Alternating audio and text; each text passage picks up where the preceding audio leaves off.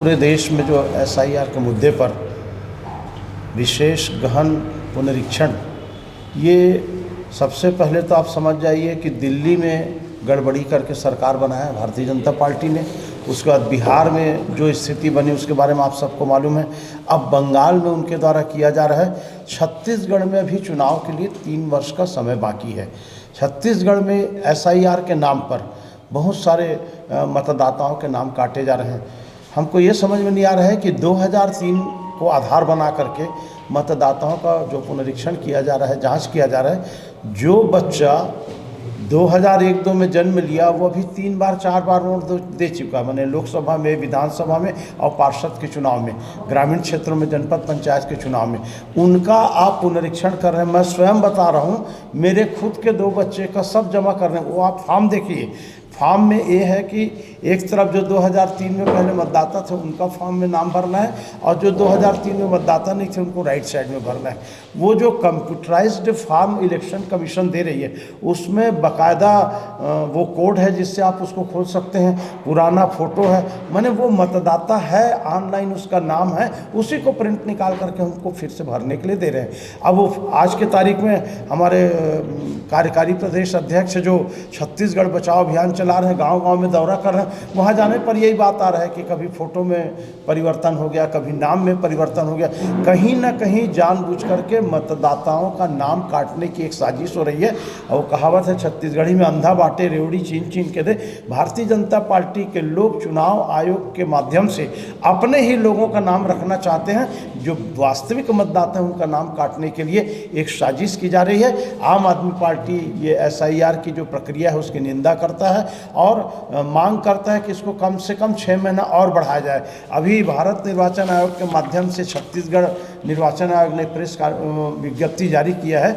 इसमें इन्होंने समय को बढ़ा करके 14 फरवरी किया है, मात्र 1 महीना 2 महीना। कौन से वाला? जो 1 जनवरी 2026 को अंतिम प्रकाशन होना था। आम आदमी पार्टी की मांग है कि इसको कम से कम 6 महीना बढ़ाया जाए। जिनका नाम काटा जा रहा है वो क्यों काटा जा रहा है उसको बताया जा रहा है। काटने वाले अधिकारी का नाम नहीं मालूम, क्यों काटा जा रहा है ये नहीं मालूम, उसका कोई आधार नहीं मालूम। और सबसे बड़े गंभीर बात बता रहा हूँ आपको कि ये जो गवर्नमेंट एम्प्लॉइज़ बीएलओ बन के काम किए, उनके लिए पूरा काम होने के बाद पीपी किट, उनको एक ड्रेस कोड दिया गया था। पूरा काम होने के बाद आया है निर्वाचन कार्यालय में, उनको जो मानदेय भुगतान करना है वो आना था 1 करोड़ रुपया, 45-50 लाख रुपया आया है। तो न तो उनको मानदेय का भुगतान हुआ, न उनको ड्रेस का भुगतान हुआ। उसका परिणाम क्या हुआ कि मतदान केंद्रों में कई जगह मारपीट की स्थिति निर्मित हुई, लोग पहचान नहीं रहे थे उनको, और वो स्वयं इतने मजबूर थे कि वास्तविक जो प्रक्रिया है उसको राज्य शासन के शिक्षक हो, पटवारी हो, लिपिक हो, बीएलओ लोगों को स्वयं को उसकी प्रक्रिया पूरी नहीं मालूम थी। जनता यहाँ से वहाँ भटक रही थी, आज तक भटक रही है। तो कहीं ना कहीं ये प्रक्रिया जो है, वोट चोरी की बात कर रहे थे, अब मतदान या मतदाता सूची में गोलमाल करके सीधा सीधा लोकतंत्र की हत्या हो रही है। ये आम आदमी पार्टी मानती है। इस प्रक्रिया को तत्काल बंद किया जाए, पर्याप्त समय दिया जाए, कम से कम 6 महीने की वृद्धि होनी चाहिए। मैं आदरणीय संतोष कुशवाहा जी। नमस्कार, मेरा नाम संतोष कुशवाहा है, प्रदेश की आम आदमी पार्टी। मैं काफ़ी सालों से इलेक्शन में स्टडी भी करते आया हूं, तो उसी के अकॉर्डिंग मैं आंकड़ों पे बात करूंगा कि आंकड़े क्या हैं। इन्होंने जो 2003 में जो एसआईआर किया था उसके लिए कितना उन्होंने समय लिया था उस पर बात करूंगा, कितने वोटर्स थे उस पर बात करूंगा, और अभी वोटर्स कितने हैं उस पर बात करूंगा, और जो इन्होंने मेन जो खामियां जो की है उस पर बात करूंगा।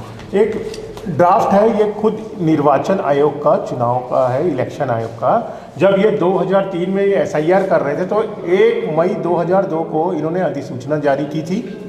उस अधिसूचना के बाद फाइनल गाइडलाइन जब उन्होंने जारी की थी, फिर उसके बाद उन्होंने अलग अलग प्रोसेस डिसाइड किया था कि कब कब ये एसआईआर की प्रक्रिया में किस चरण में ये चीज़ें होनी हैं। और 1 मई से ये चीज़ें चालू करके इन्होंने, ये मेरे फाइनल है, 6/2/2003 को इन्होंने ख़त्म किया था। तो जबकि उसके बाद इलेक्शन भी था, तो इन्होंने उस समय लिया था, लगभग 7 से 8 महीने समय लिया था।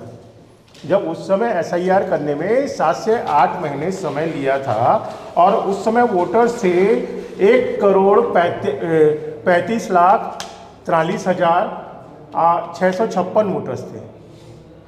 यानी 1,35,00,000 लगभग वोटर्स थे उस समय।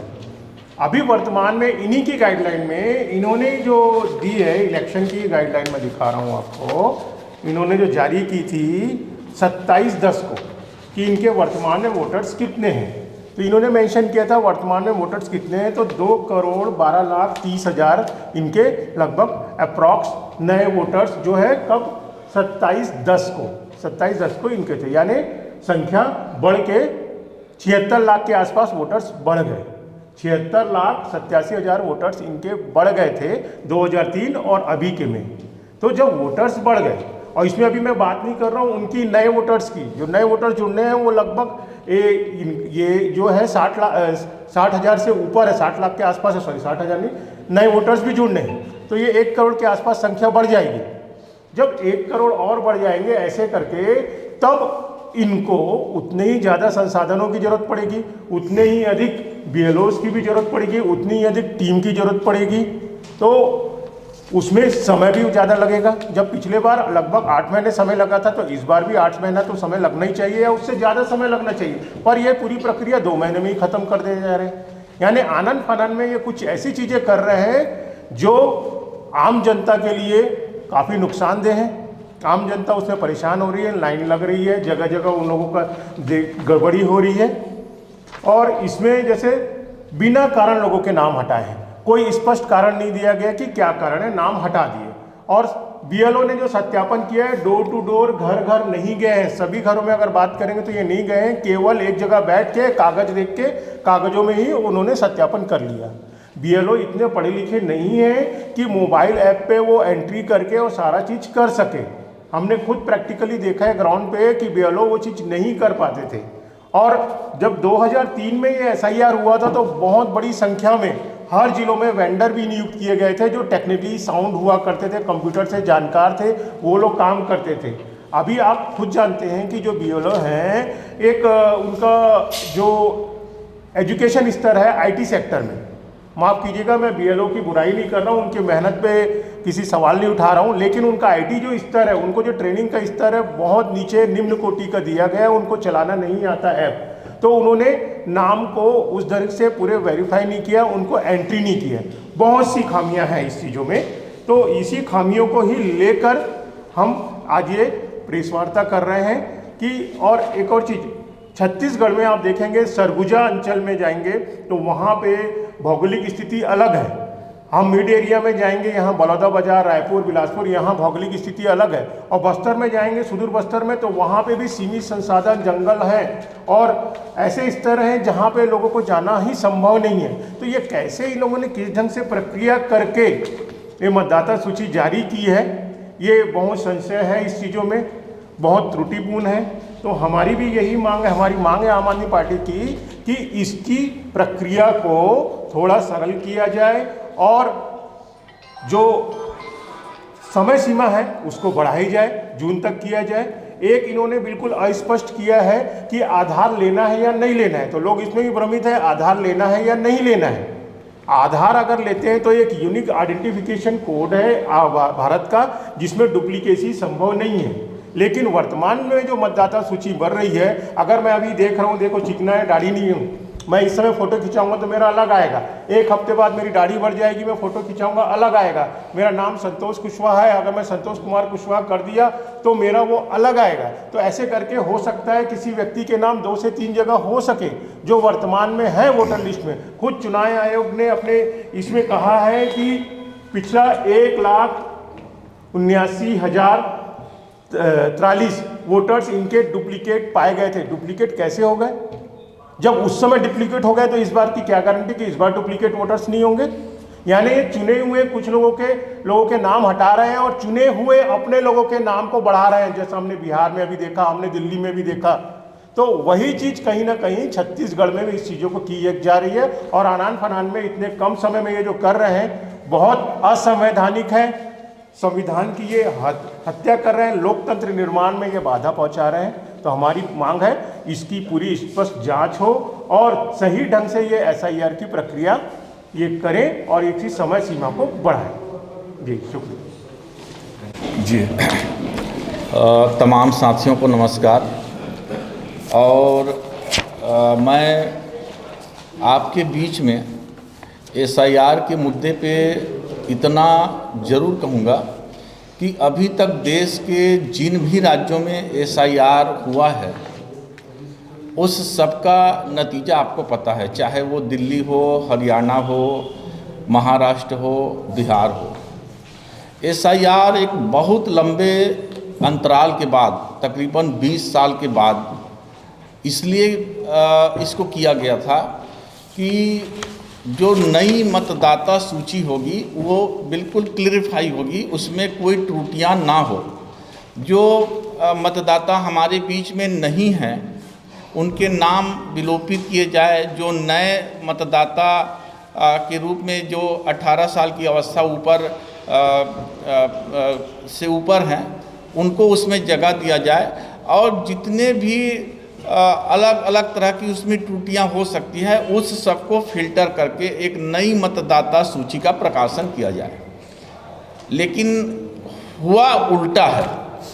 जो मतदाता वास्तविक मतदाता थे और जो पुरानी मतदाता सूची में जितनी भी गड़बड़ियां थी उससे 10 गुना ज़्यादा गड़बड़ियां SIR के दरमियान पूरे देश के जिन राज्यों में अभी तक हुआ है उसमें ये चीज़ें सामने आई है। अभी वर्तमान में 9 राज्यों में SIR की प्रक्रिया चल रही है और उसमें से एक हमारा राज्य छत्तीसगढ़ भी है। हम लोगों का ये PC के माध्यम से या आपके माध्यम से इस विषय को उठाने का मतलब ये है कि हम लोगों की आवाज़ 2 तरह से सरकार के बीच या सरकार के पास हम पहुंचा सकते हैं, और एक वो माध्यम होता है कि अधिकारियों से मिलकर कि हम उनको ये बताएं कि यहाँ पे गलती है, यहाँ पे त्रुटि है, तो अधिकारियों से एक शिकायत के रूप में, और दूसरा है मीडिया के माध्यम से कि मीडिया ही आम जनता की आवाज़ होती है। तो इसलिए आज आप लोगों के माध्यम से जो SIR के तहत जो गड़बड़ियाँ हमको नज़र आई है वो हम आप लोगों के बीच में रख रहे हैं, ताकि आपके माध्यम से देश की जनता के बीच भी और सरकार के पास भी वो बातें पहुंच पाए। साथियों, अभी SIR जो हुआ और उसके बाद जो मतदाता सूची प्रकाशित हुई है वो तमाम राजनीतिक पार्टियों को वितरित की जा रही है। आम आदमी पार्टी को भी लगभग उसकी मतदाता सूची सभी जिलों में प्राप्त हो गया है, लगभग सभी विधानसभाओं का हो गया है।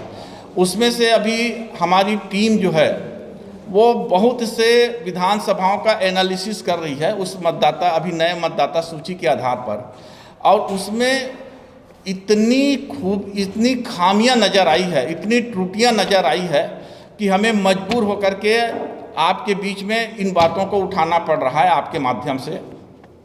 जैसे मैं एक एग्जाम्पल बताऊं, एक छोटा सा जिला है बालोद, उसका एक विधानसभा है प्रॉपर बालोद ही, वहाँ 2,68,000 वोटर्स हैं। उसमें लगभग 60,000 वोटर काट दिए गए हैं। 60,000 वोटरों के नाम जो काटे गए हैं उसका भी मैं कारण बताता हूँ। उसमें जो 13% मतदाता हैं जो डेड पाए गए, जिनकी मृत्यु हो गई है पिछले कुछ वर्षों में, तो चलिए ठीक है 13% का निकाल दीजिए, कितना आंकड़ा बनता है। लगभग उसके 9% जो वोटर हैं वो ट्रांसफ़र हो गए हैं, कहीं शिफ्ट हो गए हैं, या कोई मजदूर है कहीं चला गया वहीं शिफ्ट हो गया, कोई कर्मचारी है तो इस तरह से वो कहीं अन्य जगह पे शिफ्ट हो गए हैं। तो ये मोटा मोटी लगभग ये बनता है 23,000 बनता है जो मृत मतदाता, और जो अन्यत्र शिफ्ट हुए हैं वो उन मतदाताओं की संख्या को जोड़ दें तो 23,000, लेकिन कटा कितना है 60,000। तो बाकी के जो मतदाताओं का नाम काटा गया है, वोटर का नाम काटा गया है, उसका कोई कारण नहीं है, उसका कोई कारण नहीं बताया गया है कि इतनी बड़ी संख्या में एक विधानसभा में नाम क्यों काटा गया। एक मैं दूसरी बात बताऊं कि बालोद ही विधानसभा का मैं आपको एग्जाम्पल दे रहा हूँ। एक व्यक्ति है जो 20 साल से एक गांव का निवासी है और उसने लगभग हर चुनाव में, कम से कम अभी तक हम पंचायत से लेकर के लोकसभा विधानसभा सभी चुनाव को जोड़ लें तो वो कम से कम वहाँ 10 बार वोट किया है। लेकिन इस बार SIR के तहत जो अभी मतदाता सूची आई है उसमें उस व्यक्ति का नाम वहाँ से हटा करके वहाँ से लगभग 8 किलोमीटर दूर किसी दूसरे ग्राम पंचायत में ऐड कर दिया गया है। अब आप बताइए, जो जिस ग्राम पंचायत का निवासी ही नहीं है वहाँ उसकी मतदाता सूची में नाम है, जहाँ उनका परिवार रहता है, जहाँ उनका निवास है और अभी से नहीं, जन्म से लेकर के अभी तक वहाँ से उसका नाम काटा गया है।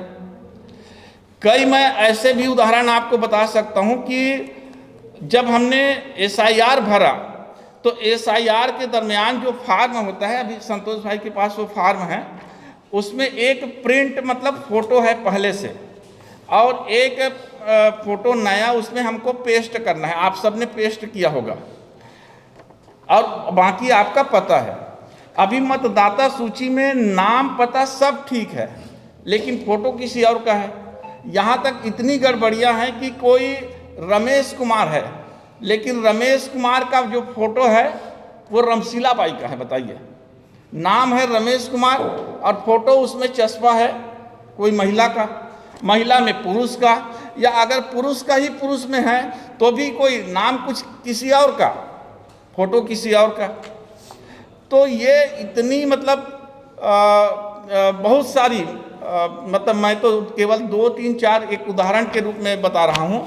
इतनी त्रुटियां हैं और इसके पीछे का कारण है, मैंने कुछ BLO से बात भी किया तो उनका ये कहना था कि हमको ना प्रॉपर, पहली बात तो यह है कि उसको ना समय की अभाव थी, बहुत ही लिमिटेड समय दिया गया था और इतने लिमिटेड समय में इतने बड़े सर्वे को कर पाना उनके लिए भी थोड़ी सी दिक्कत थी।